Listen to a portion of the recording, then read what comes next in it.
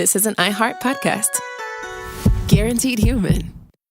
Work can be a little weird. Cringy training seminars, coworkers who won't stop talking about their plant, forgetting the mute button at an inopportune moment. We have to deal with a lot on any given workday. Sometimes it can feel hard to thrive and move forward in your career. Well, that's where LinkedIn comes in. LinkedIn helps you get ideas and insights from experts in your field, connect with people professionally, grow your network, and access tools designed to help you find the right fit for your next role. Whether you're just getting started, figuring out your next move, or looking to accelerate your career, LinkedIn is built to support you at every stage because LinkedIn is the network that works for you. Visit linkedin.com/knowstuff to learn more.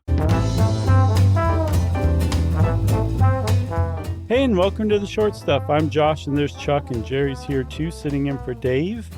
And this is a very special Short Stuff, Chuck, because Dave requested this topic so long ago that I don't even remember when he did. Yeah, every once in a while, a colleague will drum up the nerve to approach us very sheepishly with head bowed, say, what do you guys think about this idea? Right. And Josh will wave them away and say, it shall be on the list in 7 years' time. Yes. Hence, or so. Right. Give or take 7 more years. We shall do Outlawry. And we are, finally. So this one's for you, Dave. And it's a good idea, too, because most people think of outlaws as a specific, like Johnny Cash. Yes, exactly. A lot of people think of Johnny Cash when they think outlaw, don't they? Yeah, outlaw country music. It's a thing. But this turns out to have been an actual legal... standing? Yes. That could be applied to people. That was not a pleasant thing to have applied to you. And it basically meant that, buddy, you're on your own. It was applied at least in a lot of cases to fugitives. But like we think of fugitives today as like people who the U.S. Marshal Service goes and gets, like we talked about in Operation Flagship. Mm-hmm. That kind of falls under the same rubric. But this was a fugitive in that like they were summoned to court. They decided not to come to court. And after a certain procedure, they were declared outlaws. And that meant like the law no longer applies to them. All the protections that are afforded to you are gone. And it does seem a little harsh, I have to say, for just failing to appear in court. Yeah. It was a long time ago, though, so who knows what was going on back then. Sure. Mainly medieval England is what we're talking about. But the earliest kind of this outlaw status became a law in 6th century Frankish law called the Lex Salica. Mm-hmm. This was under King Clovis, early 500s. So this is a long, long time ago. And this was basically like, yeah, if you don't respond to a summons, then you're outside of the king's protection. This kind of started the legal basis for that. But medieval England is where it's sort of most known if you were over the age of 14 and you were a man. If you were a woman, you were said to be waived, even though that it was basically the same thing. Right. But if you were over 14 and you were a male, you could be outlawed and basically say, like you said, like, hey, anything you do or anything anyone does to you, rather, like, we're not even going to prosecute them. Somebody could break into your house and steal your stuff, and you're an outlaw, so sorry, TS for you. Yeah, and so, like, today, our conception of outlaw, or modern conception, like, say, applying to Johnny Cash, like you said, or Jesse James, or even Robin Hood, they're not types to show up to a legal summons. So they definitely do kind of fall into that same category, but we kind of have it backwards. And that we think of those people as like they chose a life of crime outside the law, right? They're outlaws. But in reality, with outlawry, the law itself has withdrawn itself from you and left you outside the law. Kind of in a really catty turn, the law is like, oh, you don't recognize my jurisdiction over you. You're not going to come to court when we ask you to. Well, then fine. I guess you don't need my protections anymore either. Hence, you're an outlaw. Exactly. And you mentioned a process. There was a process. It wasn't immediate. It was a pretty slow process even. But what would happen is the sheriff of wherever you were would locate these fugitives. They would do some investigating, see if they owned any property that they could get to basically say like, hey, we've got your stash of chickens. Come to court, maybe you'll get those chickens back. If that never happens and they can't get them to come to court or whatever, then the sheriff has to sit through this 5 different times in court, calling, the fugitive to come forward. And after the 5th non-appearance, then they hit the gavel or drop the glove or whatever the heck they did back then and said, you, sir, are an outlaw. Yeah. And it was a big deal to be declared outlaws. We'll see. I say we take our little break. Let's do it. Come back and talk about outlawry a little more. How about that? Let's do it.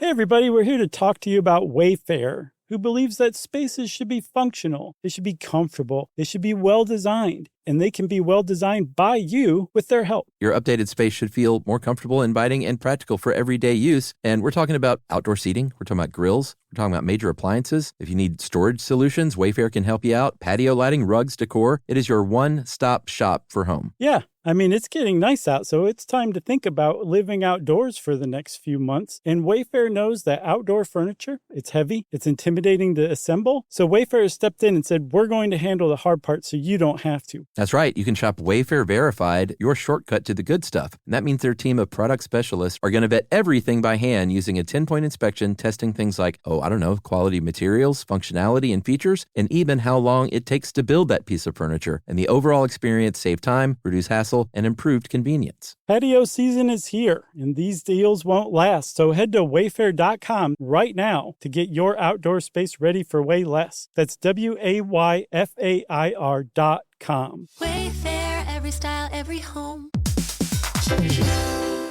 In business, there's no room for guesswork. Every shipment matters. Every deadline counts. When you're trying to keep operations running smoothly, the last thing you need is uncertainty. That's right. That's why reliability is at the core of USPS Ground Advantage. From the moment your package is first scanned in, it moves through a secure, nationwide network, aiding in a timely and accurate delivery. You get near real-time tracking so you can keep up with your shipments. And with affordable upfront pricing, there are no hidden fees or surprise surcharges to throw off your cost sheets. That's right. And that all adds up to predictable deliveries that you can depend on. Because knowing your logistics are handled lets you focus on everything else, your customers, your team, and the future that you're building. Just visit USPS.com/Ground Advantage to start shipping with confidence. USPS Ground Advantage.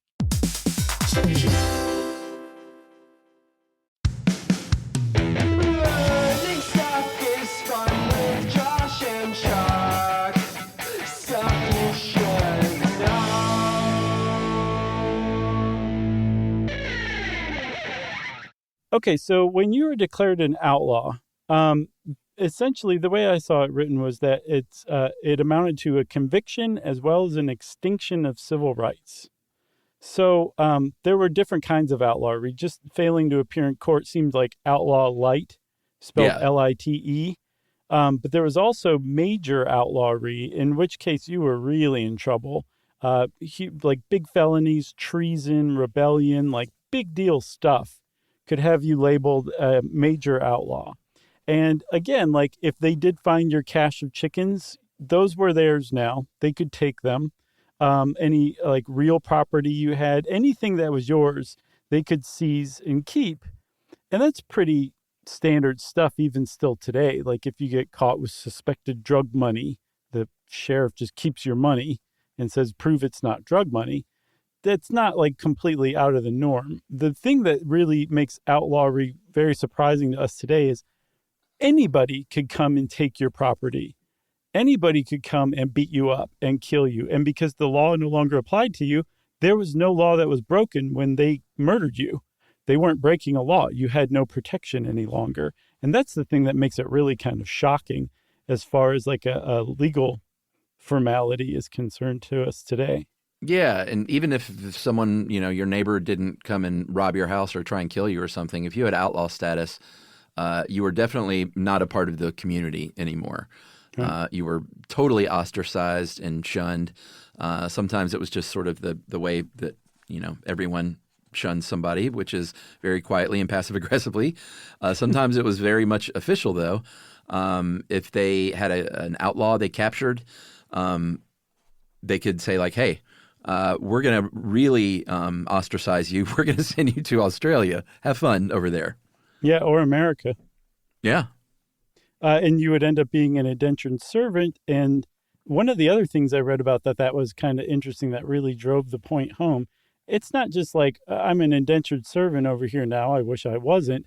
Like, maybe around your area, you might have some sympathetic friends that might hide you or bring you food out in the woods or something like that. Mm-hmm. In America or Australia, you probably knew no one. So you had no help whatsoever, and you truly were ostracized. So that in and of itself was a big deal. Another thing that could happen to you, too, is if the sheriff ever did catch up with you, and there was a very high chance you were just killed on sight because it was a death sentence for you as well. Like they had no obligation to bring you in. If they wanted to just kill you and get it over with, the sheriff could do that too. You were so close to saying ostracized. Oh, I walked right past that on purpose. Oh, okay. I'm kidding. I didn't, Chuck. Okay. It was a good one. I'm glad you pointed it out. So this was, usually like real outlaws, like real criminals, even if it was something like not appearing in court. You said it was oftentimes a lot worse, but it wasn't always that. In some countries, I know we talked about it I think we had a leprosy episode many years ago, right? Mm-hmm. Yeah. In India, if you had leprosy, you could be banned and ostracized and essentially get something akin to an outlaw status by being sent to a leper colony where you didn't have the same rights as everyone else. I think they call leprosy Hansen's disease now. Is that right? Mm-hmm. Yeah. But no one would know what we meant if we just said that. So probably not. A few people would. And those people were very satisfied that you just said that, Yeah. And I knew the leper was not something that people say anymore. No. Yeah. But yeah, I can't remember who Hansen was. I think we talked about them in the episode too. But yeah, that was a long time ago, but it's a good episode. Haven't heard it in a while. Same. There were some ways to have your outlaw status revoked. One of them was just showing up to court. Yeah. There was a specific court you had to go to. It was the King's Bench in London. So you had to make your way to London, and you basically pled to have it removed. And I think that was part of the procedure because, again, if you showed up to the court that had called you in the first place, you might be murdered, and that would be that. Yeah. So that was, I think, the initial part of the process. And there does seem to be like a pretty generous amount of forgiveness for, lesser crimes, I think, like that, where you just hadn't shown up. Especially if you're like, I'm sorry, my foot, I twisted my ankle jogging, and I just couldn't make it to court. Or, my stupid cousin was supposed to take me, but his cart broke down, that kind of thing. The court would probably take pity on you and remove your outlaw status because now you were playing ball with them, which is the whole point of them conferring you an outlaw, is that you hadn't in the first place. What was really shocking to me is that this same stuff could be applied to somebody in a civil case. Like somebody's like, this guy stole my chickens, I'm going to sue you, and you didn't show up. You could also be considered an outlaw for that, too. That's just nuts. Yeah, that is remarkable to hear. And it wasn't until 1879 that England revoked that part of their outlaw statute, that it couldn't be used in civil cases anymore. But as far as I know, and I looked high and low for definitive proof of this, but just from references I saw, it seems like there's still outlaw books or outlaw statutes on the books for criminal acts. Wow. Yeah. Let's get rid of those. So, do it. You got anything else? I got nothing else. Well, Dave, this was a great idea. Thanks for it. Short Stuff is out. Stuff You Should Know is a production of iHeartRadio. For more podcasts from iHeartRadio, visit the iHeartRadio app, Apple Podcasts, or wherever you listen to your favorite shows.